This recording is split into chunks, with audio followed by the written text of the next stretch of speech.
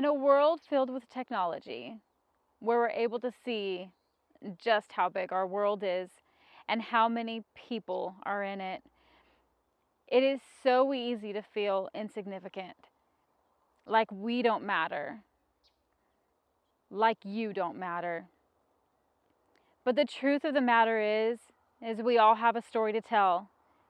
Your story makes you unique, makes you who you are. And whenever we step out of our comfort zone and tell our story, we are able to make a bigger impact on those around us, showing that we're all in this together, showing that our emotions are real and that we're not the only ones that feel them. I've tried to make it a habit to tell my story to be an encouragement to others. And so since we all have a story to tell, here's mine.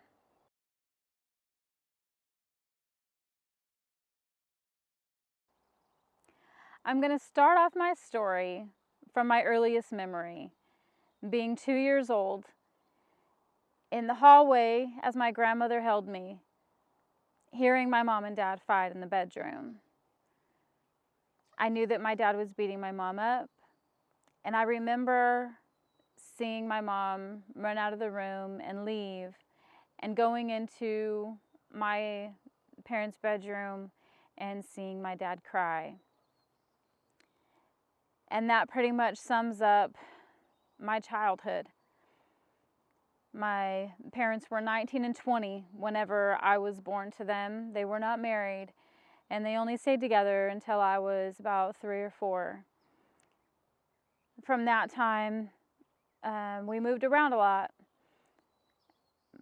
Being 4 and 5 years old, I remember my mom's life kind of changing, and I didn't understand it at the time, but I realize now that she had started, I guess the party life is what you would say, drugs and alcohol, and our life just kind of changed. And she made new friends, and I remember sleeping at people's houses that I didn't know very well and having to comfort my sister while I was scared myself, while my mom partied with her friends. And I remember my dad just being in and out of jail and not really seeing him very much, except for behind glass in jails and at places called honor farms. I don't even know if they have those anymore, but going to a park that was right next to an honor farm and having my dad come to the fence and talk to us through it, and throw necklaces that he made for us over the fence. Don't think he was supposed to do that, but from about 6 years old until I don't know, about 4th grade, we had moved a lot. Well, we moved a couple of times, but it seemed like we moved a lot because I got taken away from my mom multiple times and had to go back and forth between my mom and my grandma, changing schools, trying to make new friends. And the memories from those times are not easy to tell. I don't like to hurt other people's feelings, and unfortunately, the bad things that I remember are due to other people. I remember seeing my mom be beat up by multiple different men. I remember one instance where she got punched in the throat and couldn't breathe, and I got mad and jumped on her back, jumped on to the man's back and started pinching and hitting him. He threw my mom to the ground and threw me on top of her. I remember our house being filthy, not having clean clothes, not having clean dishes, cockroaches everywhere. I remember not having very much food to eat and learning how to make ramen noodle soup on the stove at 6 years old. I remember getting my sister ready for the day as I was getting ready for school and making sure that she had something to eat and drink, and then walk myself off to school. I remember my dad making a random visit because he didn't come around very much, but I remember one time that he did, and seeing him demand my mom make him a meal and then chain smoke I don't know how many cigarettes and put the cigarette out on my mom's skin. I remember waking up in the middle of the night to my sister crying and me trying to console her, and going to find my mom, and my mom's not even home in the middle of the night, and having to go walk the streets to try to find her.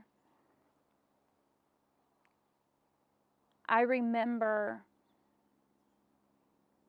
laying in bed as a little girl, just wishing that things were different, just wishing for a mom and dad that had stayed together and loved me and would tuck me in bed at night and read me stories. But my life was not that. And whenever I tell my story, sometimes I get a lot of different reactions. Because looking at me today, you wouldn't think that I would have these kinds of memories from a childhood. But this is my story. And the truth is there are some things that I have learned in life because of my story. One of those things is I wish that I could go to all of the little Melodies out there that are raised in home lives like I just described,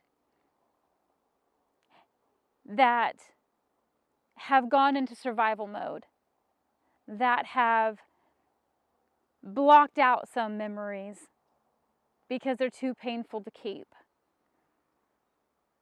and just tell them that your story's not over,